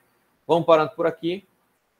Na próxima aula, então, a gente começa a botar a mão na massa no dimensionamento, tá? A parte de ações de segurança, lembrando, eu vou disponibilizar para vocês ainda hoje ou amanhã, ainda essa semana, as aulas gravadas do semestre passado sobre segurança e estrutura. E durante o recesso, agora que vai ter, eu vou gravar uma aula bem editada, bem formatada, tá? Esse é meu planejamento e vou disponibilizar bem para vocês, tá? Também. Aí vocês vão ter essas duas referências, tá bom? E aí, na volta às aulas, a gente faz exemplos, se vocês quiserem, tira dúvidas e já faz a primeira prova, beleza? Lembrando que, efetivamente, já está garantido que dia 25, dia 24, no caso de janeiro, a gente volta presencial. Nossa provinha é presencial, voltamos com aula presencial para os alunos que eu ainda não conheço, a gente conhece lá na hora. Beleza, pessoal? Então, ficamos por aqui. Até a próxima aula. Tchau, tchau. Valeu, professor. Boa noite. Valeu.